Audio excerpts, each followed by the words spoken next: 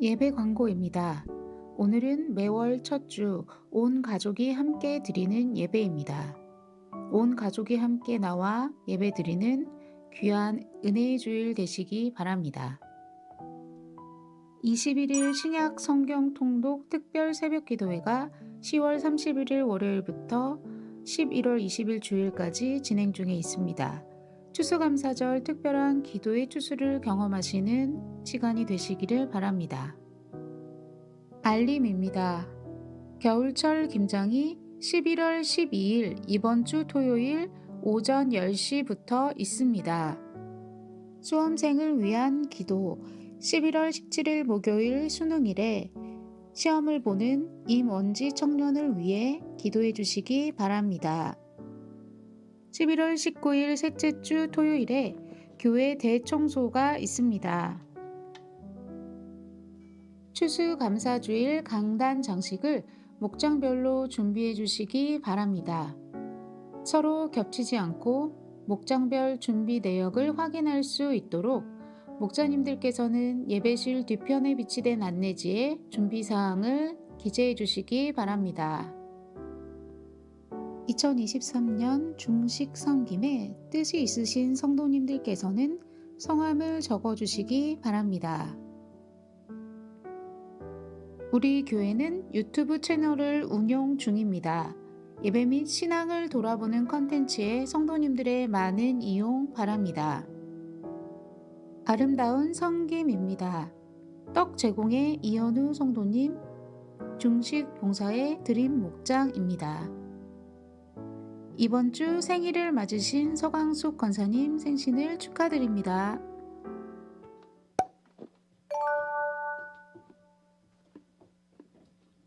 네, 할렐루야. 선하신 주님을 찬양합니다. 오늘도 앞뒤 좌우분들 바라보시면서 반갑습니다. 잘 나오셨습니다. 함께 사랑의 교제 인사 나누도록 하겠습니다. 네. 오늘도 우리 함께 하시는 그 주님을 기대하시면서 함께 나가도록 하겠습니다.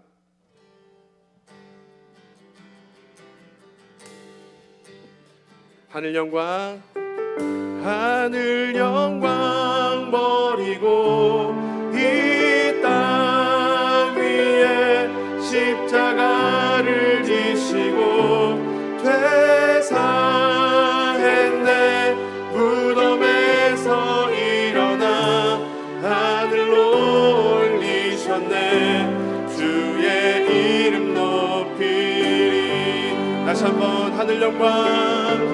하늘 영광 버리고 이 땅 위에 십자가를 지시고 퇴사했네. 무덤에서 일어나 하늘로 올리셨네. 주의 이름 높이리.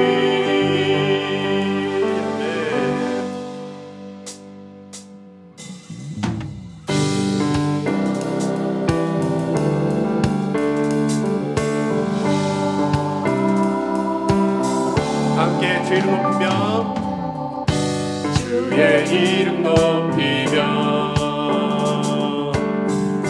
주를 찬양하나이다. 나를 구하러 오신 주를 기뻐하나이다. 하늘 영광 버리고 이 땅 위에 십자가를 지시고 퇴사했네. 무덤에서 일어나 하늘로 올리셨네. 주의 이름 높이리.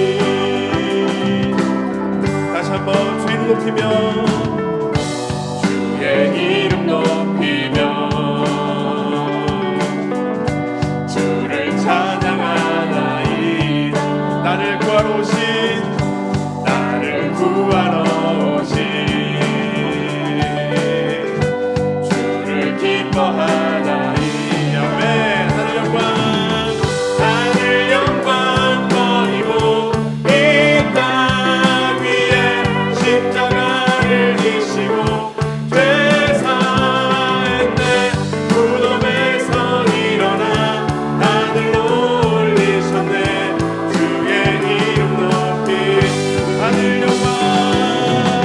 하늘 영광 버리고 이 땅 위에 십자가를 지시고 회사했네.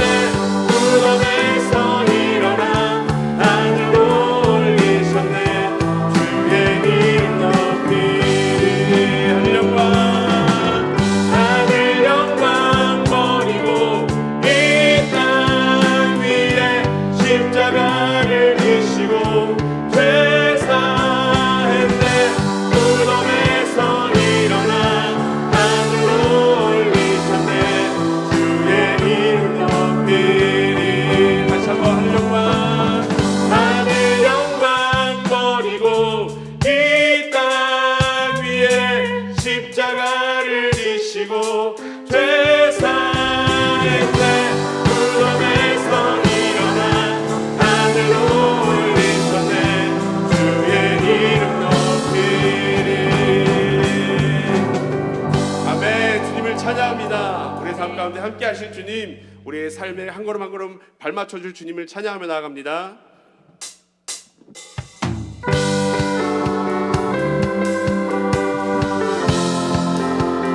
말씀이 육신의 우리 가운데 아버지 영광으로 오신 예수님을 찬양하며 나가도록 하겠습니다. 주님의 영광 나타나셨네. 권능으로 임하셨네. 죽음에서 나 살리신 주 성령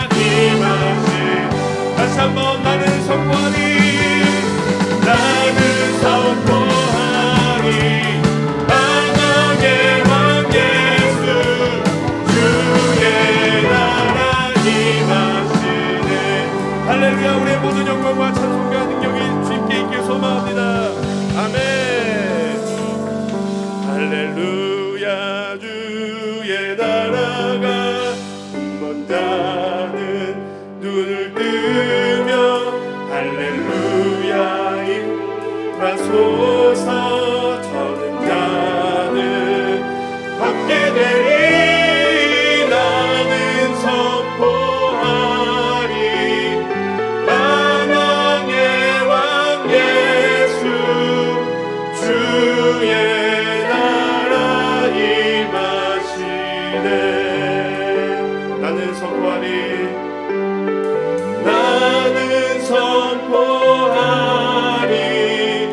만왕의 왕 예수 주의 나라 임하시네. 할렐루야. 우리의 소망이 되신 주님을 함께 찬양하며 나아가겠습니다. 할렐루야.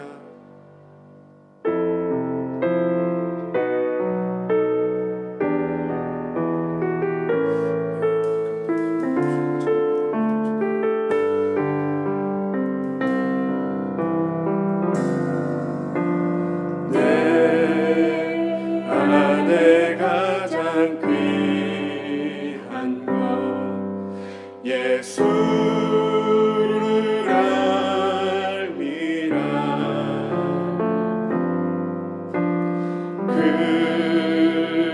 금은보다 더 귀한 것 예수를 알미라. 세상 지식보다 귀한 것 예수를 알미라. 내 안에 가장 귀한 것 예수를 알미라. 예수의 이름, 예수의 이름, 존귀한 그 이름, 예수의 이름, 능력의 그 이름.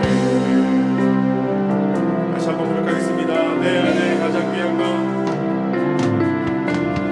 내 안에 가장 귀한 것 예수를 알미라. 예수를 알미라.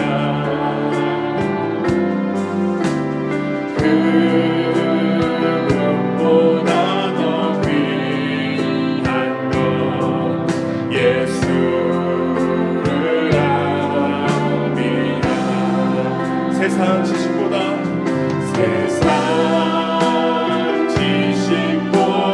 귀한 것 예수를 알미라.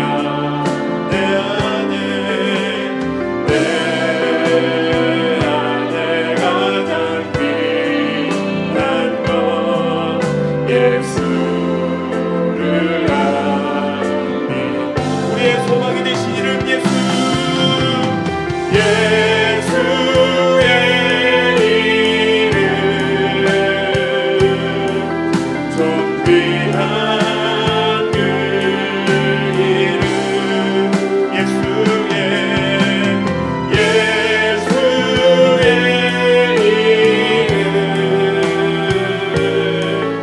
능력의 그.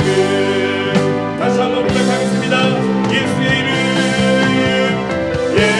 예수의 이름, 존귀한 그 이름, 예수의 이름, 능력의 그 이름. 시간 함께 우리 안에 이 가사 찬양 가사 고백을 기억하시면서 그렇게 기도하겠습니다. 주님, 세상의 그 무엇보다 주님만이 가장 내 삶의 소중함을 고백합니다. 때론 세상의 금과 은혜에 대해 현혹되는 내 눈이 있지만 다시금 주의 말씀 앞에 서게 하여 주시고 이 세상의 그 무엇과도 비교할 수 없으신 참되고 아름다우신 그 예수 그리스도의 영광의 얼굴을 보며 나가는 귀하고 복된 우리 예배가 되게 하여 주옵소서. 목사님을 통해 주신 말씀을 기대하고 사모하게 하여 주옵소서. 오직 이 시간을 통해 주님 한 분만이 영광 받을 시간 되게 하여 주옵소서. 한 마음으로 예배를 위해서 전심으로 기도하며 나가도록 하겠습니다. 기도하겠습니다. 사랑해 주님, 날마다 우리 삶들을 다해 인도하신 주님을 찬양합니다. 하나님 순간순간마다 하나님 예수님을 가장 귀하지 못하고 가장 천하고 보잘것 없는 여기는 나의 연약하고 불안한 나의 삶이지만 우리 삶 가운데 주의 은혜를 부어주시고 날마다 그 주의 말씀 앞에 성령 역사를 통해서 주님의 그 은혜와 간구하며 그 말씀 앞에 주님의 얼굴만을 보며 나가는 그 신비한 것을 도와주시옵소서. 특별히 우리 어려운 시기, 코로나 지난 어려운 시기 가운데 우리 성도님들 많은 어려움과 영적인 진짜 가운데 있는데 하나님 무엇보다 그 말씀에 주님 되신 말씀 앞에 서게 하여 주시고 하나님의 영광의 그 얼굴 앞에 우리의 모든 것들이 소속해 되고 회복되어 주는 시간 될 수 있도록 인도하시옵소서. 특별히 목사님을 통해 주신 말씀을 기억하며 우리 요한계시록의 말씀을 통해 하나님이 시작하시고 세상 가운데 충만의 이름까지 오직 예수 그리스도를 가지고 권하시는 그 구원의 참된 기쁨과 참된 소망과 참된 구원을 우리 말씀 가운데 이루어오게 해주시고 세상을 살아가고 우리에게 주신 삶 가운데 인도하시옵소서.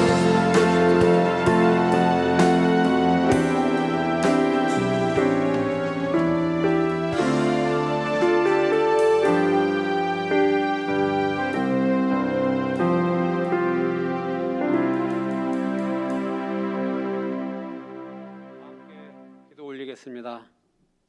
만유의 주인 되시는 하나님 아버지, 주님의 십자가 보혈로 대속하여 주시고 의롭다함을 받아 거룩함에 이르게 하시고 생명의 길로 인도하시는 여호와 하나님께 감사와 찬송과 영광을 올려드립니다. 이 시간 메마른 대지를 촉촉히 적시는 단비처럼 하늘의 문을 여시고 성령의 단비를 부어 주옵소서. 세상은 아직도 코로나 사태로 말미암아 힘들고 어려운 여정 속에 있습니다. 하나님께서 하루속히 이 모든 어려움을 잘 견뎌낼 수 있도록 믿음과 소망과 평강의 은혜를 더하여 주옵소서. 사랑의 주님, 지금 우리 대한민국은 갈등으로 하나 되지 못하고 찢어져 있습니다. 긍휼을 베풀어 주시옵소서. 우리들의 교만과 아집을 용서하여 주시고 이 땅에 하나님의 통치하신가 하나님의 나라가 임하게 하여 주옵소서. 주님께서 세우신 우리 동덕교회가 기도와 말씀과 찬양이 넘치게 하여 주옵소서. 또한 교회의 사명, 전도와 교육과 봉사의 성도들의 교제가 넘치게 하여 주옵소서. 특별히 영적으로 나태해가는 저희들의 모습을 불쌍히 여기사 기도하게 하시고 찬양하게 하시고 말씀 듣게 하여 주옵소서. 여호와 하나님, 11월에는 수능 시험과 각종 시험들을 앞둔 우리 자녀들을 기억하여 주옵소서. 마지막까지 최선을 다하여 주님의 좋은 결과로 영광을 돌리게 하여 주옵소서. 이 시간에 말씀을 전하시는 담임 목사님 성령의 능력으로 붙들어 주옵소서. 생명의 말씀으로 우리의 영혼을 깨우쳐 주옵소서. 세상 속에서 구별된 자로 하나님의 영광을 선포하며 존귀한 자로 살게 하여 주옵소서. 항상 마음과 생각을 지키시고 평강의 길로 인도하시는 우리 주 예수 그리스도의 이름으로 감사하며 기도합나이다. 아멘.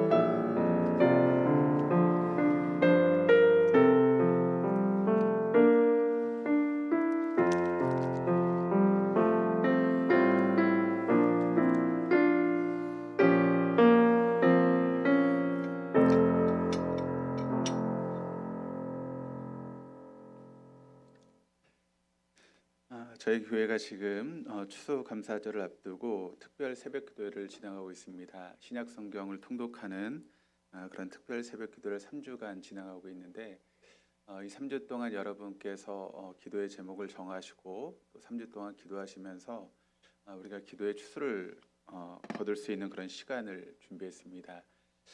여러분 이제 교회 식당 앞에 가보시면 이렇게 나무가 있고 거기에 열매처럼 매달려 있는 기도의 제목들이 있습니다. 아직 적지 않으신 분들은 적으셔서 우리가 3주 동안 뜨겁게 기도하시면서 한 해 동안 하나님께 올려드렸던 기도가 추수되어지는 그런 놀라운 은혜를 경험할 수 있는 우리 동교의 모든 교우들 다 될 수 있기를 주님의 이름으로 축원합니다. 함께 하나님 말씀 보시겠습니다. 함께 보실 하나님 말씀은 요한계시록 1장 17절에서 20절까지 말씀입니다. 요한계시록 1장 17절에서 20절까지 말씀 한 절씩 교독하시겠습니다. 내가 볼 때 그의 발 앞에 엎드려져 죽은 자같이 되매 그가 오른손을 내게 얹고 이르시되 두려워하지 말라 나는 처음이요 마지막이니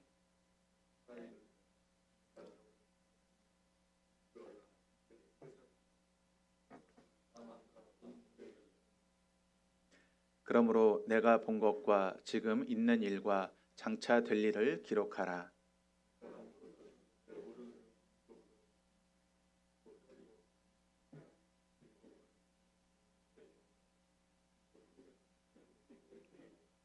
아멘. 할렐루야. 우리 하나님 날마다 새 일을 행하시는 분이십니다. 믿으십니까? 날마다 새 일을 행하신 하나님은 특별한 경우를 제하고는 사람을 통해서 일하시죠. 어떤 사람입니까? 영과 진리로 예배하는 사람. 영으로 예배한다라고 하는 것은 성령의 이끄심을 따라 예배하는 것이고 또 진리로 예배한다라고 하는 것은 진리의 말씀 앞에 우리의 삶을 조정하고 순종하는 것입니다. 오늘도 성령의 이끄심을 따라 그리고 진리의 말씀 앞에 여러분의 삶을 조정하시고 또 순종하심으로 이 마지막 때 하나님의 도구로 귀하게 쓰임받는 우리 동덕의 모든 교우들 다 될 수 있기를 주님의 이름으로 축원합니다. 우리는 계속 초대교회 신앙의 선배들의 믿음을 본받기 위해서 애를 쓰고 있습니다. 모든 신앙의 본이 되는 그런 사람들이 바로 초대교회 성도들이었기 때문에 그렇습니다. 그들의 신앙의 핵심은 두 가지입니다. 바로 부활신앙과 가정교회로 대표되는 소그룹 공동체, 그것이 바로 그들이 어려운 가운데도 신앙을 붙들고 살아갈 수 있는 또 세상을 변화시킬 수 있는 그런 능력의 사람들이 되었습니다. 그러므로 우리도 이 부활신앙을 가지고 또 하나님께서 우리에게 허락하신 이 소그룹 목장 모임을 통해서 우리의 믿음을 지켜나가시고 이 마지막 때에 하나님 앞에 귀하게 쓰임받는 우리 동덕의 모든 교우들 다 될 수 있기를 바랍니다. 우리 한번 초대교회식으로 인사해 보시겠습니다. 그리스도께서 부활하셨습니다. 네. 코로나가 이제 터지고 나서 예배에 있어서 지금이 가장 제한이 없는 그런 상태에서 예배를 드리는 것 같습니다. 그러니까 코로나 이전하고 또 지금하고 비교해 보면 우리가 예배 시간에 이제 마스크를 쓰는 것 빼놓고는 모든 것이 예전의 모습으로 돌아갔죠. 오예배도 들을 수 있게 됐고 또 식당을 통해서 우리가 음식도 함께 나눌 수 있게 되었고 목장의 모임이라든가 거의 제한이 없어진 상태로 지금 우리가 예배를 드리고 있습니다. 다만 이제 조심하기 위해서 실내에서 마스크를 쓰는 것 빼놓고는 예전의 모습으로 돌아갔습니다. 그렇다면 많은 목회자들이 생각을 하면서 이제 코로나가 끝나가고 코로나 이전의 상태로 교회가 돌아갈 수 있다라고 하는 그런 기대를 가지고 있습니다. 네, 여러분 어떻게 생각하십니까? 한국 교회가 코로나 이전으로 돌아갈 수 있다라고 생각하십니까? 그렇지 않을 것입니다. 지금 이제 코로나가 끝나간다고 해서 교회에 대한 세상 사람들의 인식이 바뀌고 또 선교가 더 잘 될 것이라고 생각한다면 전혀 그렇지 않습니다. 코로나 사태가 끝나가도 아마 예배 인원의 숫자는 많이 회복되지 못할 것 같습니다. 지금도 저희 교회도 마찬가지지만 많은 교회들이 지금 한 30% 정도의 그런 인원이 줄었다라고 이야기를 하고 있습니다. 그러면서 코로나가 끝나가도 이 인원이 회복될 것이라고 장담하지 못하는 그런 시대가 되어버리고 말았습니다. 그러면 여러분 우리가 어떻게 해야 될까요? 우리가 성경의 역사를 보면 하나님께서 일하시는 방법이 이런 방법으로 역사하시는 것을 우리가 볼 수 있게 됩니다. 하나님께서 어떤 새 시대를 열어가기 위해서는 기존에 있었던 사람들을 흩으시는 것을 보게 됩니다. 그러니까 기존에 있었던 공동체를 흩어버리시는 것이죠. 그리고 남아있는 자들만 남겨놓으십니다. 그리고 그들과 함께 새로운 시대를 열어가신 하나님의 그런 방법을 우리는 성경의 말씀을 통해서 볼 수 있게 됩니다. 그러므로 지금부터 우리가 해야 될 일이 있다면 그것은 무엇인가 하면 하나님 앞에 바짝 엎드려서 기도해야 됩니다. 그리고 절대 하나님께서 우리에게 허락하신 이 공동체를 떠나지 않는 것입니다. 제가 요즘 가장 신경 쓰는 것이 있다면 그것이 무엇인가 하면 신방을 지금 신경을 쓰고 있습니다. 그래서 주중에도 굉장히 많은 집들을 다니면서 많은 분들을 만나고 신방을 하고 있습니다. 저는 우리 교회가 목장 모임으로 바뀐 것이 참 하나님의 은혜라고 생각을 합니다.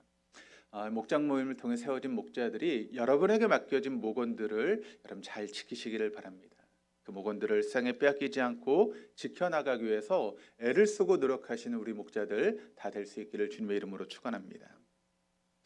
하나님 우리에게 코로나 포로의 시대를 허락하셨습니다. 우리를 징계하시고 또 우리를 교육하시고 땅을 쉬게 하시고 마침내 우리를 재창조하시기 위해서 이런 시간들을 허락하셨다라고 저는 믿습니다. 그렇다면 여러분 남유다 백성들을 포로로 끌려갔던 바벨론은 어떻게 되었습니까? 그들이 그 당시 큰 힘을 가지고 있고 또 여러 나라를 이제 포로로 이렇게 잡아가면서 기고만장했죠. 그런데 그것은 하나님께서 하나님의 백성들을 제대로 가르치시고 또 훈련시키기 위한 회초리로 도구로 사용했던 것이 바벨론인데, 근데 그들이 그것을 알지 못하고 기고만장하고 교만한 삶을 살게 됩니다. 그럴 때 하나님께서는 70년 만에 여러분 그들을 흔적도 없이 사라지게 만드는 그런 역사를 우리가 역사를 통해서 보고 있습니다. 그러니 여러분 우리가 하나님 앞에 쓰임 받는다고 해서 결코 교만해서는 안 되는 것이죠. 언제든지 하나님 앞에 납작 엎드려 겸손하게 하나님의 뜻을 구하는 삶을 살아가야 되는 줄도 믿습니다. 우리가 이 어려운 시대에 정말 우리가 해야 될 일이 있다면 하나님께 납작 엎드리는 것입니다. 그리고 하나님 앞에 간절히 기도하는 것입니다. 하나님께 새로운 역사를 이루실 때 우리가 거기 떨어지지 않고 여러분 낙오되지 않고 하나님의 새 역사의 주인공이 될 수 있도록 납작 엎드려 기도하는 삶을 살아갈 때 하나님은 그런 우리를 통해서 새로운 역사를 이루시게 될 줄 믿습니다. 그런 새로운 역사의 주인공이 되시는 저 여러분 될 수 있기를 주님의 이름으로 축원합니다. 사단은 수단 방법을 쓰지 않고 여러분 믿는 성도들로 하여금 건강을 신앙을 가지지 못하도록 길을 쓰며 애를 쓰고 있습니다. 그래서 그들이 목표를 세웠습니다. 사단의 목표는 무엇인가 하면 목회자와 성도들이 이 요한계시록의 말씀을 읽지 못하도록 만드는 것입니다. 이런 목표를 이루기 위해서 기가 막힌 전략을 세웠는데 사단의 전략은 무엇인가 하면 이단들을 통해서 요한계시록의 말씀을 흔들어 놓는 것입니다. 사랑하는 교회 여러분, 우리는 반드시 요한계시록의 말씀을 공부해야 됩니다. 그래야만 우리가 사단의 유혹에 넘어가지 않기 때문에 그렇습니다. 우리는 제대로 요한계시록의 말씀을 이해할 수 있어야 됩니다. 그래야만 이런 사단의 미혹에 빠지지 않을 수 있기 때문에 그렇습니다. 그래서 저는 이 요한계시록의 말씀을 통해서 여기 담겨있는 하나님의 뜻을 우리가 함께 공부하고 이 말씀을 통해서 사단이 우리를 미혹하는 이 시대 가운데 미혹되지 않고 또 유혹에 빠져서 말씀으로 또 믿음에서 벗어나는 그런 우리 성도들이 되지 않도록 위해서 지금 함께 말씀을 나누고 있습니다. 지금 세 번째 시간이죠. 오늘까지의 시간을 통해서 저는 어떻게 보면 대학생들이 이제 수능을 보고 대학에 들어가면 이제 공부를 하기 전에 오리엔테이션이라고 하는 그런 시간을 갖습니다. 대학 생활이 무엇인가, 또 어떻게 공부를 해야 되는가, 또 이 대학에서는 무엇이 있는가라고 하는 것을 그런 오리엔테이션의 그런 시간을 통해서 아이들이 대학 생활에 잘 적응할 수 있도록 도움을 주게 되죠. 그러니까 오늘까지의 시간은 어떤 의미에서 요한계시록의 오리엔테이션 같은 그런 시간이라고 이야기할 수 있습니다. 특별히 오늘 주제는 요한계시록의 말씀을 우리가 어떻게 해석할 것인가에 대한 그런 말씀을 가지고 여러분과 함께 나누려고 합니다. 여러분 우리 속담에 꿈보다 해몽이 좋다라고 하는 그런 속담이 있지 않습니까? 여러 가지 의미가 있을 수 있지만 그것은 꿈을 통해서 올바른 해석하는 것이 중요하다라고 하는 그런 의미의 속담 아니겠습니까? 그러므로 요한계시록도 마찬가지입니다. 요한계시록의 말씀이 너무나 중요한 책인데 그것을 우리가 올바로 해석하지 못하면 이것은 우리의 신앙을 해칠 수 있는 가장 위험한 요소가 될 수 있기 때문에 그렇습니다. 인간이 발견한 그런 도구 중에 다이너마이트라고 하는 그런 도구가 있죠. 그것이 인간의 역사 가운데 많은 도움을 주는 그런 물건이 되었습니다. 그런데 그것을 잘못 사용하면 어떻게 되죠? 사람들이 목숨을 잃어버리게 됩니다. 마찬가지입니다. 하나님께서 우리에게 신앙을 지키기 위해서 이 요한계시록의 말씀을 주셨는데 우리가 이것을 잘못 해석하고 잘못 받아들이면 우리의 신앙에 어려움을 겪고 위험을 겪을 수 있게 되는 것입니다. 그러므로 이 요한계시록 우리가 어떻게 해석하고 이 말씀을 읽을 것인가라고 하는 것은 너무나 중요한 주제라는 것이죠. 그렇다면 이 말씀을 해석하는 데 있어 가장 먼저 해야 될 것은 무엇인가 하면 다른 것, 틀린 것, 그리고 허망한 것을 구별할 줄 알아야 한다는 것입니다. 우리가 하나씩 살펴보면 먼저 다른 것을 우리가 먼저 보게 되면 제일 먼저 우리가 이 말씀을 읽으면서 천년왕국에 대한 입장을 바르게 세워나가는 것이 중요하다는 것입니다. 나중에 다시 한번 이 부분에 대해서 다시 한번 다루고 또 정리해 보게 될 텐데 오늘은 이제 간단하게 한번 말씀을 다루고 넘어가도록 하겠습니다. 이 천년왕국에 대한 입장은 크게 세 가지가 있습니다. 한 가지는 전천년설, 하나는 후천년설, 그리고 하나는 무천년설이라고 하는 그런 천년왕국에 대한 그런 부분이 있습니다. 하나씩 요점만 간단히 살펴보면 먼저 전천년설이라고 하는 것이 있습니다. 그것이 무엇인가 하면 천년왕국이 이 땅에 이루어지기 전에 예수님께서 먼저 재림하신다라고 하는 것이 전천년설의 이야기입니다. 이 말씀이 요한계시록 20장 1절에서 6절까지 말씀을 통해서 성경에 기록되어 있습니다. 그러니까 천년왕국이 이루어지기 전에 하나님께서 세우신 천년왕국이 이루기 전에 예수님께서 이 땅에 재림하심으로 인해서 천년왕국이 이제 세워지게 된다라고 하는 것이죠. 이런 전천년설을 주장하는 사람들은 성경에 기록된 대로 먼저 예수님께서 이 땅에 다시 재림을 하시게 됩니다. 그때 예수님이 재림하실 때 마귀가 결박되게 되고 천년왕국이 세워지게 되는 것이죠. 그리고 그 이후에 곡과 마곡의 반역이 있고 이어서 마귀의 멸망과 또 신보자 심판이 우리에게 주어지고 또 새하늘과 새 땅이 그런 시간적인 순서에 따라서 이루어지는 것이 바로 전천년설이다라고 그렇게 신학자들이 이야기를 합니다. 두 번째는 무천년설이라고 하는 것이 있습니다. 문자 그대로 천년왕국이 없다라고 하는 그런 주장이죠. 그러나 이것이 무천년설을 주장한 사람들의 이야기를 들어보면 천년왕국 자체가 없다라고 이야기하는 것이 아닙니다. 그들의 주장에 의하면 천년왕국은 이 땅에 세워지는 것이 아니라 하나님 나라에 세워지는 것이다라고 그렇게 주장을 합니다. 또한 천년왕국은 예수님의 재림이나 직후 혹은 직전에 세워지는 것이 아니라 예수님이 승천하신 이후 하늘에 이미 천년왕국이 세워졌다라고 주장을 하는 것이죠. 세 번째는 후천년설입니다. 후천년설이라고 하는 것은 천년왕국이 이 땅에 이뤄진 후에 예수님이 재림하신다라고 하는 것입니다. 이 후천년설을 주장하는 사람들은 복음의 능력과 역사에 대해서 굉장히 지나치게 낙관적인 그런 생각을 가지고 있는 분들입니다. 그들은 복음이 땅끝까지 전해짐에 따라서 인간의 역사가 계속해서 긍정적으로 발전해 나가게 될 것이다라고 생각을 합니다. 그리고 예수님이 재림하시기 직전의 세계는 정의와 평화로 가득 찬 그런 세계가 되게 될 것이고 그 후에 예수님이 재림하신다라고 하는 그런 주장을 하고 있습니다. 그래서 이 천년왕국의 시기가 끝나면 예수님이 그때 재림하신다라고 생각을 하고 있는 것이죠. 우리가 역사적으로 이것을 보게 되면 지난 2000년의 기독교 역사를 통해서 초대교회부터 시작해서 4세기 말까지는 전천년설의 그런 주장이 지배를 이루고 있었습니다. 그래서 그 당시에는 모두 다 전천년설을 믿고 있었죠. 그러니까 예수님이 재림하시고 그 후에 천년왕국이 이루어진다라고 하는 것을 그 당시 사람들은 믿었습니다. 그런데 5세기 초에 우리가 잘 알고 있는 어거스틴이 무엇을 주장하는가 하면 무천년설을 주장하게 됩니다. 그러니까 거의 중세 1000년의 시간 동안 사람들은 무엇을 믿었는가 하면 무천년설을 믿었습니다. 그래서 하늘에서 천년왕국이 이미 이루어지고 있다라고 하는 것을 믿게 되었죠. 그런데 종교개혁 이후에 이제 전천년설이 다시 고개를 들기 시작했습니다. 그래서 지금은 대부분의 신학자들이 무엇을 믿고 있는가 하면 전천년설을 믿고 있습니다. 그리고 모든 신학자들이 이 부분에 대해서 이야기한다고 해도 과언이 아니죠. 지금까지 요한계시록의 종말론에 관해서 서로 다른 세 가지의 주장이 있다는 것을 살펴봤습니다. 그렇다면 이 세 가지 중에 여러분 무엇이 맞는 것일까요? 질문이 잘못됐습니다. 이것은 옳고 그름의 문제가 아니라 다름의 문제입니다. 예를 들어서 이렇게 생각해 볼 수 있죠. 코로나 바이러스에 많은 분들이 걸리셨습니다. 근데 어떤 분들은 굉장히 힘들고 어려운 시간을 보내신 분들이 계시죠. 우리 장현 전사님 같은 경우도 굉장히 어려운 시간을 보내셨는데 어떤 분들은 코로나 바이러스에 걸려도 별로 증상이 없이 여러분 지나가신 분이 있습니다. 그럼 뭐가 맞을까요? 증상이 많은 게 맞을까요? 아니면 증상이 없는 게 맞을까요?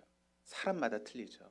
그 사람이 어떤 사람이냐에 따라서 코로나 바이러스가 들어와도 그냥 아무런 증상 없이 지나가는 사람도 있고 어떤 사람은 굉장히 고통스러운 시간을 보내는 사람들도 있습니다. 그러므로 이 전철연설, 후천연설, 무천연설이라고 하는 것은 좀 다름의 문제지 그것이 틀린 것은 결코 아니라는 것입니다. 그런데 틀린 것이 있습니다. 이단들의 단골 메뉴가 이 요한계시록의 말씀이죠.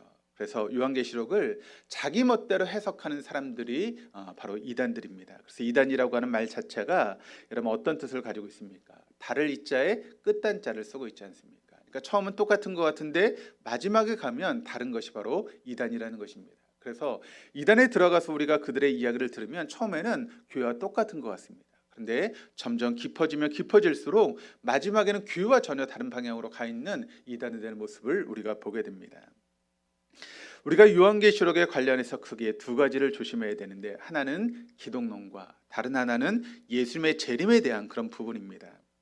여러분 이단들이 주장하는 것을 보게 되면 하나같이 무엇을 이야기를 하는가 하면 자기의 교주가 성경에 나오는 예수라고 그렇게 주장을 하죠.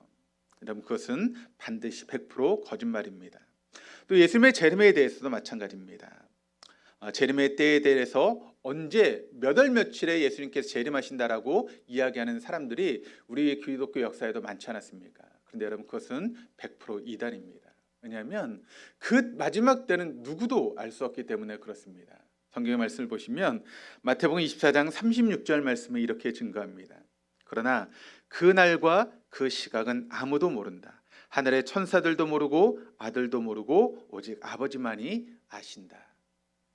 마지막 때의 그 시간은 오직 하나님만이 아신다는 것입니다. 그것은 성령도 알지 못하고 예수님도 알지 못하고 오직 성부 하나님만이 알고 계신다는 것이죠. 그런데 누가 마지막 때에 언제 예수님이 재림하신다라고 이야기를 하는 것은 여러분 그게 무슨 말입니까?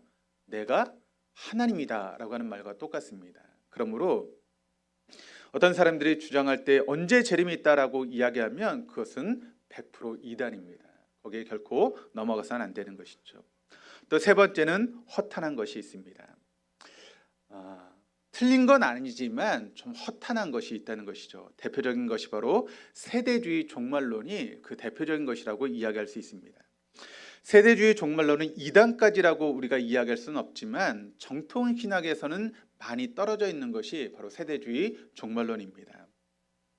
이 세대주의 종말론자들의 문제는 무엇인가 하면 하나님이 구약시대에 이스라엘과 유대 백성들에게 증거하셨던 그런 약속의 말씀과 예언의 말씀들을 너무 지나치게 문자 그대로 받아들이는 것, 이것이 바로 세대주의 종말론의 그런 문제라는 것이죠. 그들의 주장을 요약하면 다음과 같습니다. 예수님이 재림하시기 직전에 이스라엘에 대한 구원의 약속과 예언의 그런 일들이 문자 그대로 이루어지게 된다는 것이죠. 따라서 7년의 대환란이 시작되기 전에 예수님이 다시 오실 것이고 모든 성도들은 하늘로 휴거돼서 올라가게 될 것이고 그것을 경험하게 되고 이렇게 교회가 휴거된 후에 유대인들과 믿지 않는 사람들이 이 땅에 남아서 적 그리스도들에게 핍박을 받는다라고 주장하는 그런 이야기입니다. 그런데 여러분 우리가 보통은 이렇게 지금까지 많이 들었고 알고 있지 않습니까? 근데 여기는 여러 가지 문제가 있습니다. 첫 번째는 무엇인가 하면 안일한 신앙 태도를 갖게 된다는 것이죠. 그들의 말 그대로 따르게 되면 우리는 대환란을 통과할 준비를 할 필요가 없습니다. 왜냐하면 대환란이 오기 전에 우리가 휴거되기 때문에 환란을 경험할 필요가 없다게 된다는 것이죠. 그러므로 환란을 경험할 필요가 없다라고 하는 것은 어떤 의미가 있는가 하면 우리가 굳이 의롭게 거룩하게 살 필요가 없다는 것입니다. 적당히 세상 사람들과 어울려 살다가 죽으면 됩니다. 그러나 그렇게 살다가 막상 우리가 대환란을 통과하게 된다면 우리는 엄청난 혼란에 빠지게 될 것입니다. 두 번째는 back to 예루살렘입니다. 지금 교회가 힘써야 될 것은 이스라엘의 정치적인 회복이다라고 주장을 합니다. 그래서 그것을 소위 back to 예루살렘 운동이다라고 그렇게 이야기하고 부릅니다. 그들은 뭐라고 이야기를 하고 있는가 하면 교회는 지금까지 이스라엘 백성들에 대해서 잘못한 부분에 대해서 인정하고 회개해야 된다는 것입니다. 그리고 여기저기 흩어있는 그런 유대인들, 우리가 그것을 디아스포라 유대인이라고 부르는데 그들이 본토로 돌아올 수 있도록 경제적, 정치적인 그런 지원을 아끼지 말아야 된다라고 이야기를 합니다. 또 세 번째는 음모론입니다. 그들 중엔 다양한 음모론을 주장하는 사람들이 있습니다. 대표적인 것이 무엇인가 하면 지금 프리메이슨을 중심으로 한 유대교 금융 세력과 예수회와 또 일루미나이트를 중심으로 한 로마 카톨릭이 결탁해서 세계의 단일 정부를 세워가는 운동을 비밀리에 진행하고 있다라고 주장을 합니다. 이런 음모론을 주장하는 사람들은 대부분 요한계시록 13장에 나오는 짐승의 표, 즉 666이 오늘날 의료계에 사용되기 시작한 베리칩이라고 그렇게 이야기하는 사람들입니다. 그리고 그것을 단정하죠. 이런 주장을 믿는 우리들로 하여금 예수님의 재림과 종말에 관해서 굉장히 어렵고 또 두려운 생각을 갖게 만듭니다. 그리고 더 나아가서 우리로 하여금 지나치게 허탄한 생각을 쫓게 만드는 그런 우를 범하게 되는 것이죠. 이 부분에 대해서는 제가 더 자세하게 나중에 한번 더 다루도록 하겠습니다. 그래서 우리가 기억해야 될 것이 있습니다. 여러분, 우리가 구원을 받고 천국에 가는 것은 우리의 노력이나 힘으로 가는 것이 아니라 예수의 공로를 통해서 우리가 천국에 가는 것입니다. 따라서 누구든지 예수를 영접하기만 하면 모든 사람이 다 구원을 받습니다. 그런데 이 세대주의 종말론자들은 대부분 예수를 그들의 구세주와 주님으로 믿고 있는 사람들입니다. 그러니까 그들도 천국에 가게 될 것입니다. 그러나 문제는 그들이 이렇게 굳게 믿고 살아가는 동안 하나님께서 우리에게 허락하신 단 한 번밖에 없는 인생을 허비하는 인생을 살아갈 수밖에 없다는 것이죠. 그런 생각 때문에 여러분 세상과 단절하며 삶을 살아간다라고 하는 것은 하나님께서 우리를 이 땅에서 빛과 소금으로 불러주셨는데 그 빛과 소금의 역할을 감당하지 못한 채 여러분 그런 신앙생활을 할 수밖에 없게 된다는 것입니다. 그러면 자기들뿐만 아니라 건강하게 신앙생활했던 사람들의 신앙도 여러분 어렵게 만드는 것이죠. 예를 들어서 여러분 초대교회에 보면 수도원 운동이 있었습니다. 그래서 믿음 좋은 사람들이 다 수도원에 올라가서 그들의 그런 개인적인 신앙을 고양하는 데 애를 쓰고 노력을 했습니다. 물론 그 수도원 신앙이 우리에게 여러 가지 면에서 도움을 준 사실도 있지만, 그런데 여러분 그렇게 믿음 좋은 사람들이 다 산에 올라가서 수도원 생활을 하면서 정작 세상에는 믿음이 좋은 사람들이 별로 없었고 그들이 세상을 변화시켜야 되는 그런 일을 감당하지 못하고 개인적인 그런 영성에만 힘쓰다 보니까 여러분 수도원 운동이 활발했던 그 시대가 여러분 교회 역사를 보면 암울하고 어두운 시대였다라고 하는 것을 우리는 잊지 말아야 됩니다. 하나님께서 여러분 우리를 부르신 것은 나만의 그런 신앙을 고양하기 위해서 우리를 부르신 것이 아닙니다. 우리는 이 땅에서 빛과 소금의 역할을 감당하며 이 세상을 변화시키라고 하나님께서 우리를 부르신 것이 나만 어떻게 신앙을 좋게 하기 위해서 하나님께서 우리를 부르신 것이 아니라는 것이죠. 그러므로 여러분 이 땅에서 빛과 소금의 역할을 감당해야 되는 것입니다. 여러분의 삶의 자리에서 여러분이 어디 있든지 그 자리에서 빛과 소금의 역할을 감당하며 세상을 변화시키라고 우리를 부르신 줄 믿습니다. 그러므로 여러분 이런 세대주의 종말론자들의 모습을 보면 그들의 문제는 무엇인가 하면 교회론이 잘못된 것입니다. 그래서 올바른 교회론을 갖는 것은 무엇보다 중요하다는 것이죠. 그래야만 허탄한 일에 우리가 에너지를 쏟지 않게 되기 때문에 그렇습니다. 그러므로 여기까지 정리해 보면 다른 것, 틀린 것, 허망한 것을 우리가 잘 분별할 줄 알아야 됩니다. 이 우리가 공부하고 있는 요한계시록에 관해서 세 가지 입장 중에 하나를 가지고 있을 것입니다. 하나는 무엇인가 하면 요한계시록에 관해서 관심이 많은 사람들이 있습니다. 또 한 부류는 요한계시록에 대해서 부정적인 생각을 가지고 있는 분들이 있습니다. 또 한 가지는 요한계시록에 대해서 무관심한 사람들이 있습니다.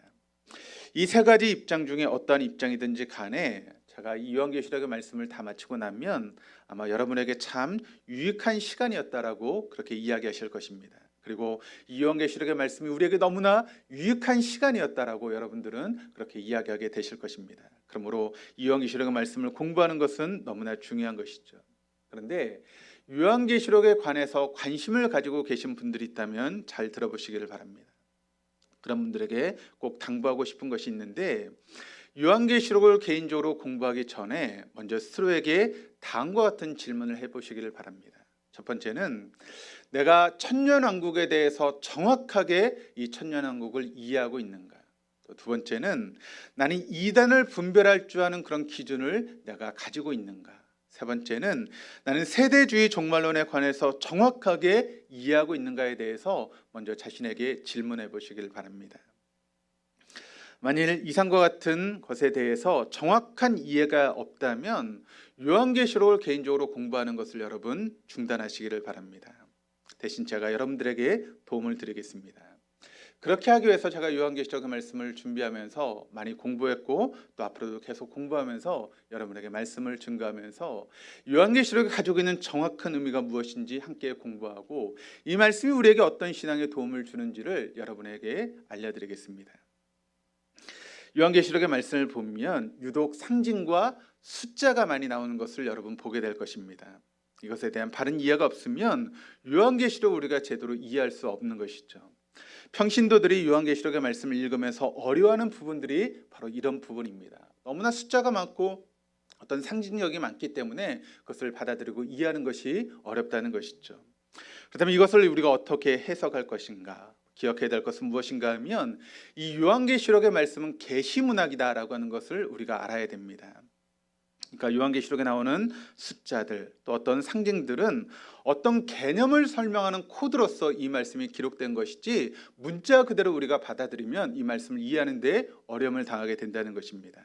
그러니까 많은 숫자가 나옵니다. 그런데 그것을 우리가 생각하는 숫자 그런 개념으로 이 말씀을 받아들이면 굉장히 어려움을 겪게 된다는 것이죠. 이것을 우리가 놓치면 안 됩니다. 예를 들어서 대환란이라든가 혹은 대환란에 구원받은 유대인 숫자가 14만 4천이다 라고 이야기를 하지 않습니까? 그런데 이단들이 그것을 이용해서 우리가 구원받을 수 있는 사람은 14만 4천이니까 이 14만 4천 안에 들어와야지 우리가 구원을 얻을 수 있다라고 그렇게 주장을 합니다. 그것은 숫자를 문자 그대로 받아들였기 때문에 그런 이야기가 나오는 것이죠. 근데 여러분 그 숫자가 그런 의미를 가지고 있는 숫자가 아닙니다. 근데 이단들은 잘못된 것을 가르치면서 우리가 꼭 14만 4천 안에 들어와야 우리가 구원을 얻는다고 우리를 미혹하지 않습니까? 또 천국에 있는 진주 대문이라든지 그런 진정한 의미를 우리가 놓치게 되는 것이죠. 다시 한번 강조드리거니와 여기 나오는 숫자는 무엇을 상징하는 것이지 실제 숫자가 아니라고 하는 것을 여러분 잊지 마시기를 바랍니다. 숫자로 된 코드라고 이야기하면 더 정확한 이해가 될 것입니다. 숫자 코드를 먼저 생각해 보면 여러분 주요 숫자 코드가 1세기 당시에 그러니까 이 말씀이 기록될 당시에 어떤 상징을 가지고 있었다라고 하는 것을 우리가 놓치지 말아야 됩니다. 예를 들어서 보게 되면 2라고 하는 숫자가 있습니다. 이것은 무슨 의미를 가지고 있는가 하면 합심 혹은 동력, 배가 된 힘, 공동체의 의미를 가지고 있는 것이 2라고 하는 숫자의 의미입니다. 3이라고 하는 숫자는 어떤 숫자인가 하면 신성, 하늘, 하나님 그것이 바로 3이라고 하는 숫자의 의미입니다. 그래서 성부 삼위일체 하나님이라고 하는 그 3이라고 하는 것이 바로 하나님을 상징하는 그런 표 아니겠습니까? 그리고 4라고 하는 것은 땅, 피조물, 세상을 가르치는 그런 숫자가 바로 이 4라고 하는 숫자입니다. 또 6이라고 하는 숫자는 우리가 불완전한 숫자로 상징하는 것이 6입니다. 왜냐하면 완전수가 7인데 그 7에 미치지 못하는 숫자이기 때문에 불완전하다라고 생각을 하게 되는 것이죠. 그래서 이 숫자는 정체불명의 숫자 혹은 알 수 없지만 제한되었다라고 하는 그런 뜻을 가지고 있는 것이 바로 6이라고 하는 그런 숫자입니다. 그리고 7이라고 하는 것은 완전수이죠. 이게 왜 완전수가 되는가 하면 여러분 3이 뭐라고 했습니까? 하늘, 하나님. 4가 무엇이죠? 땅, 세상. 그러니까 하늘과 땅을 상징하는 상과 사가 더해지면 7이라고 하는 숫자가 나오지 않습니까? 그래서 그 7이 완전수가 되는 것입니다. 그래서 이 7이라고 하는 것은 완전함을 상징합니다. 그래서 요한계시록에 가장 많이 나오는 숫자가 바로 이 7이라고 하는 숫자인데 무려 54번이나 등장하고 있습니다. 그리고 10이라고 하는 숫자는 사람의 완전함을 나타내고 사람의 힘을 의지합니다. 그러니까 그 당시 사람들이 생각했을 때 어떤 생각을 가지고 있었는가 하면 손가락 10개 그리고 발가락 10개 모두 다 가진 사람을 온전하다라고 생각했는데 바로 그런 생각에서 바로 10이라고 하는 숫자가 사람의 완전함, 사람의 힘을 상징하는 그런 숫자가 되었다는 것이죠. 그리고 12는 종교, 하나님의 선택, 하나님의 가족, 교회를 상징하는 숫자입니다. 그리고 100이라고 하는 것은 세상을, 그리고 1000이라고 하는 것은 메시아의 왕국과 하나님의 통치를 가르치는 그런 숫자입니다. 그래서 여러분 14만 4천이라고 하는 숫자는 어떻게 우리가 이것을 받아들여야 되는가 하면 12 곱하기 12 곱하기 1000이라고 하는 그런 의미입니다. 그러니까 이게 무엇인가 하면 10이라고 하는 것이 뭐라고 말씀을 드렸죠? 하나님의 선택, 교회, 하나님의 가족입니다. 그리고 1000이라고 하는 것은 하나님의 통치와 메시아의 왕국을 의미합니다. 그래서 이 14만 4천이라고 하는 것은 어떤 의미를 가지고 있는가 하면 교회와 하나님의 백성이라고 하는 그런 의미를 가지고 있습니다. 그러니까 14만 4천이라고 하는 것이 어떤 숫자적인 숫자로서 그 14만 4천에 들어가야 된다라고 하는 그런 의미가 아니라 바로 그 14만 4천이 구원을 받는다라고 하는 것은 교회가 구원을 받는 것이고 하나님의 백성들이 구원을 받는다라고 하는 그런 의미지, 우리가 14만 4천 안에 들어가야지 우리가 구원을 받는다라고 하는 그런 의미로서 이 말씀을 받아들이면 이것이 바로 이단이 되는 것이죠. 이단이 그것을 사용해서, 그럼 신천지가 그것을 사용해서 지금도 사람들을 미혹하지 않습니까? 빨리 네가 14만 4천 안에 들어와야지 구원을 얻을 수 없다. 지금 14만 4천이 다 되어가는데 네가 지금 들어오지 않으면 너는 구원에서 제외된다라고 사람들을 미혹해서 바로 많은 사람들이 신천지에 지금 빠져들어가고 있는 것입니다. 그런데 24만 4천의 숫자가 그런 의미가 아니라는 것입니다. 이것은 교회를 상징하고 하나님 백성을 상징하는 것입니다. 그러니까 교회와 하나님의 백성들이 구원을 얻게 된다라고 하는 그런 의미로서 이 숫자를 지금 상징하고 있는 것이죠. 그러므로 요한계시록의 말씀을 우리가 읽을 때마다 이런 숫자를 보면서 오늘날의 숫자 개념으로 이것을 받아들이면 이 말씀을 이해하기가 힘듭니다. 그런 생각을 지워버리고 이런 상징적인 의미를 우리가 떠올려서 이 말씀을 해석해야 됩니다. 그리고 두 번째는 이미지, 상징이 굉장히 많이 사용되어 있습니다. 그러니까 구약 성경의 말씀이 요한계시록에 많이 여러분 나와 있습니다. 그래서 성경을 읽다 보면 구약 성경의 그런 이미지가 많이 나와 있고 도배되었다시피 그렇게 이 구약 성경의 말씀이 나와 있습니다. 요한계시록의 말씀이 총 404절로 되어 있는데 무려 518곳이나 여러분 구약 성경에 대한 그런 부분들이 언급되고 관련이 되어 있습니다.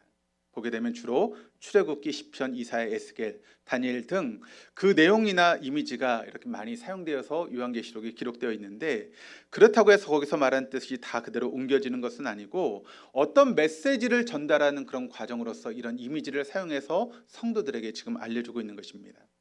예를 들면 일곱이는 처음 4개에 등장하는 말들은 스가랴 1장 7절에서 17절에서 그 말씀을 따왔고, 또 일곱 나팔과 일곱 대접에 처음 4개에 나오는 재앙들은 대부분 출애굽기 애굽의 10가지 재앙에서 따와서 그 부분을 이야기하고 있는 것입니다. 그러니까 요한계시록이라고 하는 이 책을 보면 숫자 코드와 구약의 이미지로 가득 찬 책이 바로 요한계시록의 말씀인데, 그러니까 이것을 우리가 생각하지 않고 이 말씀을 읽으면 이것을 잘못 이해할 수밖에 없게 된다는 것이죠.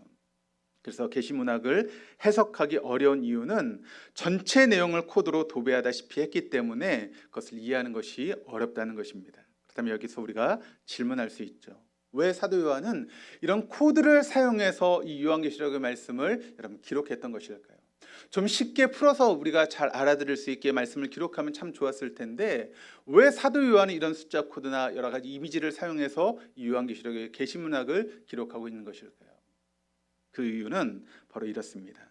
바로 그 당시 교회가 로마 제국의 핍박을 받고 있었던 그런 시기였다라고 하는 것을 우리가 먼저 이해해야 됩니다. 환난과 핍박 속에서 신앙을 지키고자 하는 교회들이 하나님의 메시지를 서로 주고받으려고 했을 때 그저 우리가 다 이해할 수 있는 말씀으로 그 말씀을 주고받으면 핍박이 올 수밖에 없기 때문에 그렇습니다. 옛날 영화에 제가 기억나는 것이 있습니다. 그것이 무엇인가 하면 우리가 잘 알고 있는 물고기표가 있지 않습니까? 여러분 아시죠? 기독교를 상징하는 물고기표. 근데 그 영화에 보면 로마의 군사가 그 물고기표를 이렇게 그립니다. 바닥에. 여러분 그게 무슨 의미일까요? 나는 기독교인이다. 그것을 드러낼 수는 없지만 그런 표를 통해서 내가 기독교인이라고 하는 것을 사람들에게 알리는 것이죠. 그러면 그 표가 그려져 있는 것을 보면 기독교인이 여러분 뭐라고 생각할까요? 아, 저 사람도 믿는 사람이구나. 그러니까 그 당시 너무나 핍박이 심했기 때문에 그것을 드러낼 수 없지만 이런 이미지나 이런 상징들을 통해서 내가 그리스도인이라고 하는 것을 드러내는 그런 모습을 우리가 영화를 통해서 보았습니다. 마찬가지입니다. 사도 요한이 지금 이 말씀을 증거할 때 모든 사람들이 이해하는 그런 부분으로 이 말씀을 적고 이 말씀을 전하면 그 당시 핍박과 환란이 너무 심했기 때문에 그대로 할 수 없었다는 것이죠. 그래서 그 당시 기독교인들이 알 수 있는 이런 코드와 같은 것을 통해서 이 말씀을 증거하고 사람들에게 이야기했다는 것입니다. 그래서 이런 코드로 기록된 편지를 받은 교회들은 그 편지를 받자마자 그 의미가 무엇인지를 알아차리고 깨달을 수 있었다는 것이죠. 그러므로 요한계시록 해석하는 데 있어서 그 해석이 천차만별인 이유는 이 책을 계시문학으로 보지 않고 1세기 그리스도인이 상징적으로 사용한 코드를 이해하지 않고 지금 우리의 시각으로 이 말씀을 받아들이고 보기 때문에 이 말씀이 어렵고 이 말씀을 이해할 수가 없는 것입니다. 그래서 우리가 요한계시록의 말씀을 공부할 때 어렵게 느끼는 부분들이 이런 부분이고 또 힘들게 느끼는 부분들도 이런 부분이라는 것이죠. 그런데 요한계시록을 꼭 우리가 알아야 됩니까? 그렇습니다. 요한계시록을 우리가 꼭 알아야 됩니다. 요한계시록을 공부하고 나면 삶의 목표가 분명해질 것입니다. 요한계시록을 공부하고 나면 우리는 어떤 상황 가운데도 흔들리지 않은 그런 굳건한 믿음을 가지게 될 것입니다. 아무리 코로나가 우리를 덮친다고 해도, 코로나보다 더한 것이 우리를 덮친다 할지라도 우리는 어떤 고난이나 환난 속에서도 흔들리지 않는 그런 믿음을 가지게 될 것입니다. 그러므로 오늘 말씀 앞에 여러분 서보시길 바랍니다. 정통인가 이단인가 허망한가? 내가 바른 기독론을 가지고 있는가? 여러분, 나에게 있어서 예수님 누구십니까? 예수님은 우리의 구세주이십니다. 우리의 주님이십니다. 다시 오실 재림주이십니다. 우리가 그것을 항상 우리의 마음에 잊지 말아야 하는 것이죠. 또 우리는 바른 종말론을 가지고 있는가에 대해서 깊이 생각해 보시길 바랍니다. 중요한 것은 예수님이 언제 오시는가라고 하는 것이 중요한 것이 아닙니다. 사람들은 예수님이 언제 오실 것인가 그것을 생각하고 그것을 중요하게 생각하지만 성경은 그것이 중요한 것이 아니라고 이야기를 합니다. 그렇다면 정말 중요한 것은 무엇일까요? 다시 오실 주님을 내가 맞이할 준비가 되어 있는가, 그것이 중요하다는 것이죠. 우리가 다시 오실 주님을 맞이할 준비가 되어 있지 않다면 그것은 우리에게 개인적인 종말이 찾아올 때 우리는 망할 수밖에 없는 인생이 되는 것 아니겠습니까? 그러므로 언젠가 주님이 다시 오실 텐데 그때 주님을 맞이할 준비가 내게 되어 있는가 되어 있지 않는가라고 하는 것이 너무나 중요하다는 것이죠. 그리고 세 번째는 바른 교회론입니다. 나는 건강한 교회에 잘 달라붙어 있는가? 정말 하나님 원하시는 교회를 내가 세워가고 있는가? 그 교회 가운데 하나님 원하시는 교회를 이루기 위해서 내가 애를 쓰고 힘을 쓰고 있는가라고 하는 그런 부분에 대해서 우리가 깊이 생각을 해야 되는 것이죠. 지금도 우리의 대적마귀는 우는 사자와 같이 산길자를 찾고 있습니다. 그래서 우리 힘으로는 마귀를 대적해서 이길 수 있는 능력이 없는 것이죠. 오직 성령의 이끄심을 따라서 여러분, 부활하신 그 주님의 신앙을 가지고 끈끈한 가족 공동체 안에 우리가 붙어 있을 때만 마귀의 유혹으로부터 벗어나고 승리하게 될 줄 믿습니다. 그러므로 여러분, 계속해서 요한계시록의 말씀을 우리가 함께 공부하면서 이 말씀이 의미하고 있는 것이 무엇인가를 우리가 다시 한번 공부하고 또 깨달으면서 어떤 상황 가운데도 흔들리지 않는 그런 신앙을 가지고 살아갈 수 있는 저와 여러분 다 될 수 있기를 주님의 이름으로 축원합니다. 우리 장로님들 나오셔서 성찬식 준비해 주시기를 바랍니다.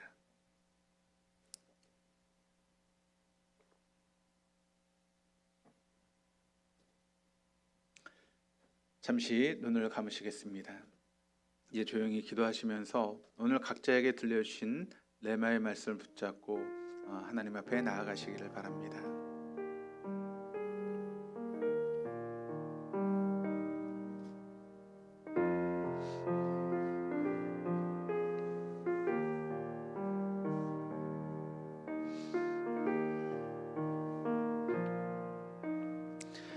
이제 나에게 들려주신 레마의 말씀을 붙잡고 부활하신 주님과 함께 믿음으로 살기를 원하는 성도들을 이 거룩한 은혜의 자리에 초대합니다.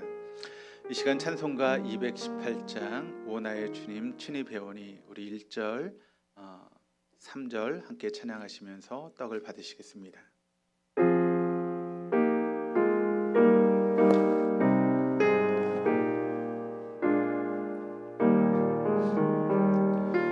오 나의 주님 친히 배우니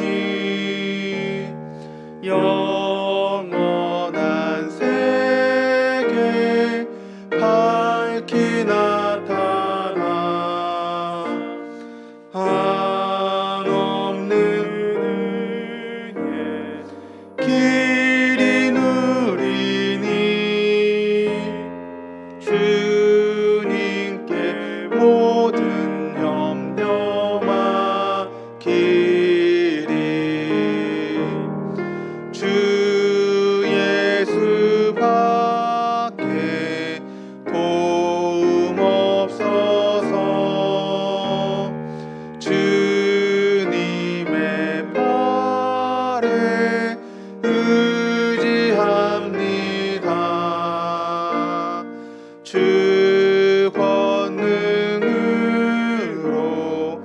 힘이 솟아서 주 안에 내가 만족합니다.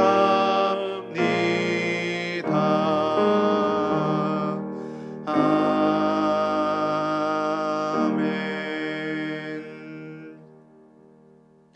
내가 여러분에게 받은 것은 주께 받은 것입니다.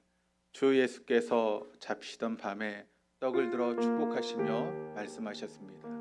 이것은 너희를 위해 내어주는 나의 몸이니 이것을 먹을 때마다 나를 기억하여라. 사랑하는 성도 여러분, 우리 손에 들려진 이 작은 떡은 우리가 받아야 될 진노와 고통을 대신 담당하시기 위해서 채찍에 맞으시고 찢기시고 십자가에 못 박히신 예수님의 몸을 의미합니다. 우리가 이 떡에 참여함으로 신적 교환을 이루어 주신 주님의 임재를 경험하며 온 교회가 그리스도 예수 안에서 한 몸을 이루는 놀라운 축복이 있기를 주님의 이름으로 축원합니다. 다 함께 떡에 참여하시겠습니다.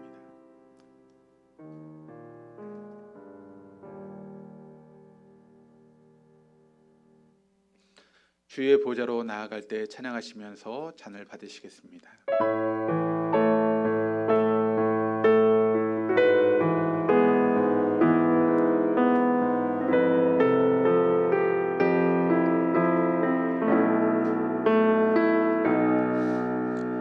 주의 보좌로 나아갈 때 어떻게 나가야 할까? 나를 구원한 주의 십자가 그것을 믿으며 가네. 주의 보좌로 나아갈 때에 나 여전히 부족하나. 나를 품으신 주의 그 사랑 그것을 믿으며 가네. 자격 없는 내 힘이 아닌 오직 예수님의 보혈로 자격 없는 내 힘이 아닌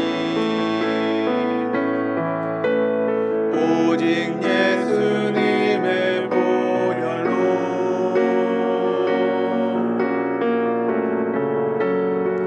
십자가의 보혈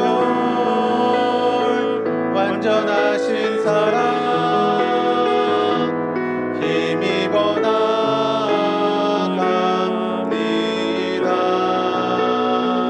십자가의 보혈 완전하신 사랑 힘입어 예배합니다.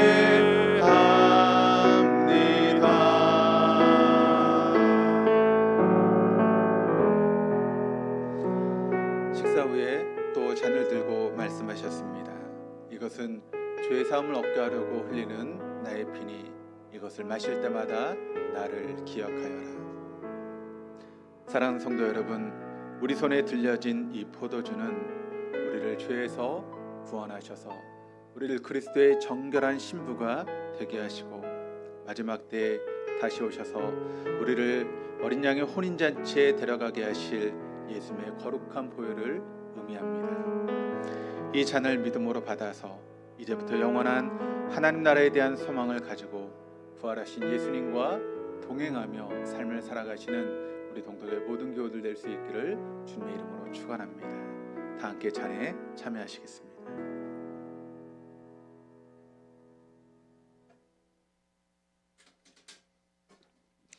우리 화면을 보시면서 파송의 인사 함께 나누시겠습니다. 우리 주님은 십자가에 달려 죽으셔서 우리의 저주를 축복으로 바꿔 주셨습니다. 우리 주님은 십자가에 달려 죽으셨다가 다시 살아나셔서 우리의 그리스도와 주가 되셨습니다. 우리 주님은 마지막 때에 다시 오셔서 우리를 어린 양의 혼인잔치에 초대해 주실 것입니다. 성찬을 받은 여러분, 이런 믿음을 가지고 생으로 나아가 축복의 통로로 살아가십시오. 아멘. 성찬을 받은 우리는 부활하신 주님을 모시고 세상으로 나아가 축복의 통로로 살아가겠습니다. 아멘. 우리 찬송가 436장 함께 찬양하시면서 준비하신 예물 봉헌하시겠습니다.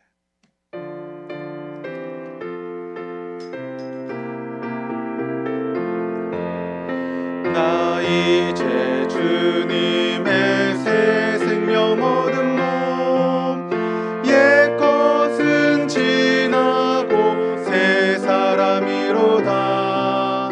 그 생명 내 맘에 강같이 흐르고 그 사랑 내게서 해같이 빛난다. 영생을 누리며 주 안에 살리라. 오늘도 내일도 주 함께 살리라. 주 안에 감추인 새 생명 얻으리. 이전에 줬던 것 이제는 값없다. 하늘의 은혜와 평화를 맛보니 찬송과 기도로 주 함께 살리라. 영생을 누리며 주 안에 살리라. 오늘도 내일도 주 함께 살리라. 산천도 조목도 새 것이 되었고 죄인도 원수도 친구로 변한다. 새 생명 얻은 자 영생을 누리니 주님을 모신 맘 새 하늘이로다. 영생을 누리며 주 안에 살리라. 오늘도 내일도 주 함께 살리라. 주 따라가는 길 험하고 멀어도 찬송을 부르며 뒤따라가리라.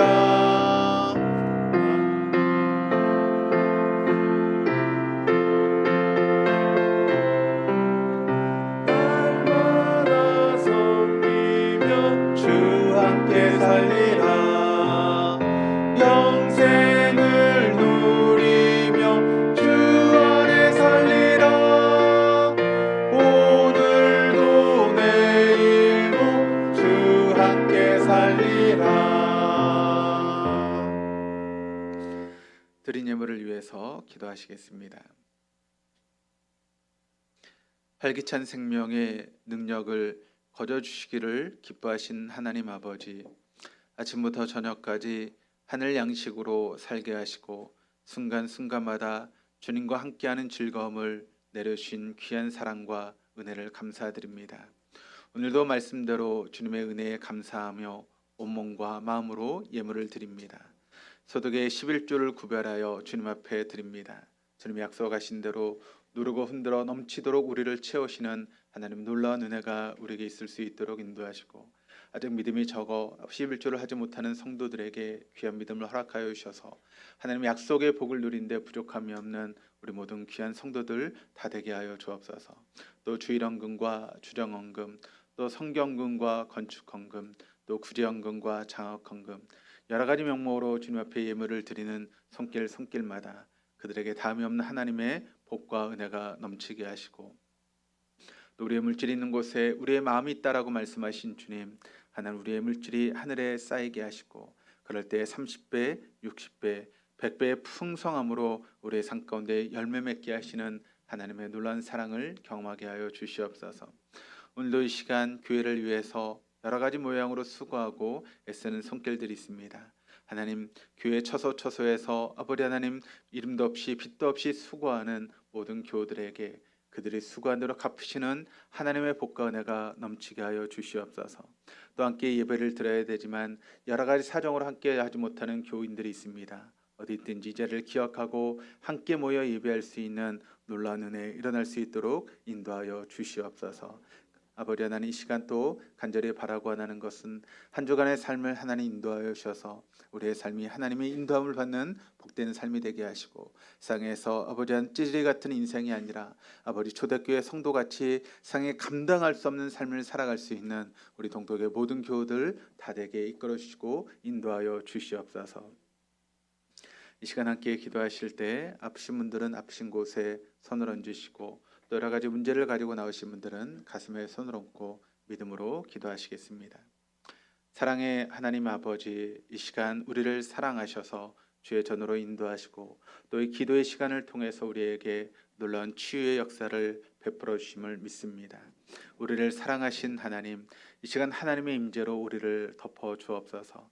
우리를 사랑하시는 그 하나님의 사랑으로 우리를 채워 주시옵소서. 하나님 이 자리에 나와 아버지 믿음으로 아픈 곳에 손을 얹고 가슴에 손을 얹어 믿음으로 기도하는 당신의 자녀들을 불쌍히 여겨 주옵소서. 예수님, 우리를 십자가에서 살리기 위해서 아버지 십자가에서 피를 흘리셨던 예수님의 보혈의 피를 우리의 머리에서 발끝까지 덮어 주옵소서. 성령님이여 이 시간 충만함으로 임재하여 주셔서 성령의 임재가 있게 하시고 또 성령의 기름 부음이 있는 복된 시간 되어줄 수 있도록 인도하시고 아버지 하는 시간 우리가 믿음으로 기도하는 그 자리자리마다 우리가 손을 얹은 자리자리마다 하나님의 치료의 강선이 비춰질 수 있도록 인도하시고 놀라운 신의 역사가 나타나게 하시고 예수님의 피 흘림의 역사가 우리 몸 안에서 일어날 수 있도록 인도하여 주시옵소서. 예수의 이름으로 명령하노니 모든 협착증에 아버지 눌린 인대가 자유할지어다. 모든 관들이 회복되게 하시고 넓어지게 하시며 모든 통증 등이 사라질 수 있도록 인도하여 주옵소서. 아버지 무릎에 연골로 인해서 고통받는 이들에게 하나님 연골이 생성되게 하시고 모든 고통이 사라질 수 있도록 인도하여 주옵소서. 뼈와 인대와 근육이 힘을 얻을 수 있도록 인도하시며 우리가 생활하는데 어려움을 당하지 않도록 인도하여 주시옵소서. 등뼈가 펴질 수 있도록 인도하시고 나왔던 뼈들이 들어갈 수 있도록 인도하시고 들어갔던 뼈들이 나올 수 있도록 인도하여 주옵소서. 뼈, 디스크, 근육인대, 신경 모든 세포들이 제 위치로 돌아갈 수 있도록 인도하시고 강건하게 하여 주시옵소서. 신장과 간은 제 기능을 감당할 수 있게 하시고 위장과 모든 소화기관들이 잘 아버지 역할을 감당해서 소화하는데 어려움을 당하지 않게 하여 주옵소서. 염증과 혹은 사라질 수 있도록 인도하시며 코는 시원하게 뚫릴 수 있도록 인도하시고 눈의 신경과 강박이 제 기능을 감당할 수 있도록 인도하여 주시옵소서. 나쁜 세포가 제거되게 하시고 모든 세포가 살아나게 하시며 막힌 혈관이 뚫어지게 하시고 암세포는 빠져나가고 정상적인 세포가 많아지게 하여 주시옵소서. 그래서 고혈압의 수치가 아버지 저혈압의 수치가 제재를 찾게 하시고 당뇨의 수치가 제재를 찾을 수 있도록 인도하여 주옵소서. 특별히 아버지 하나님 이 시간 직접 우리를 만져주셔서 모든 암세포가 사라지게 하시고 암덩어리가 녹아지는 귀한 시간 되어줄 수 있도록 인도하시며 예수님께 직접 우리를 안수하시는 놀라운 은혜를 우리가 경험함으로 우리의 몸이 깨끗하게 나음을 얻는 놀라운 은혜를 경험할 수 있도록 인도하여 주시옵소서.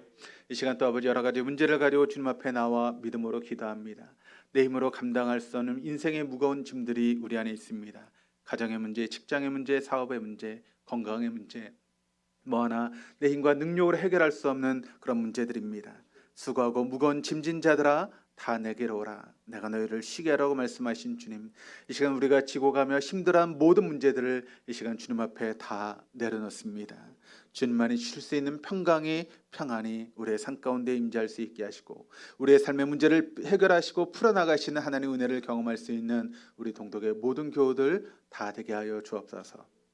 그래서 실타래처럼 얽혀있는 모든 문제가 풀려지는 은혜를 경험하게 하시고 막혔던 하늘의 문이 복의 문이 형통의 문이 열려지는 복된 삶을 살아갈 수 있도록 역사하여 주시옵소서. 감사하며 예수 그리스도 이름으로 기도드립니다. 아멘.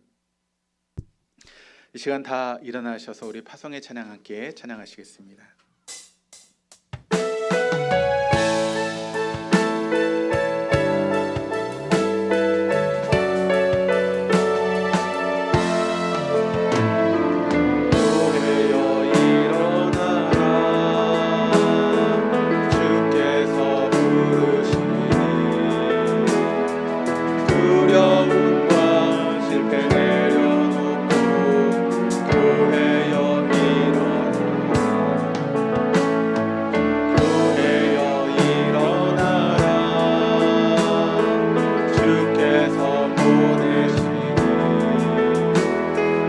우릴 부르신 삶의 자리에서 교회여 일어나 우리 세상의 빛 하나님의 편지 주의 교회를 통해 세상이 그를 보리라. 일어나라 아버지 사랑으로 아버지 능력으로 서로 하나 되어 그 빛을 비추라. 노래하라 아버지의 사랑을 아버지의 크심을 이 삶의 노래로 주님을 나타내라. 일어나라.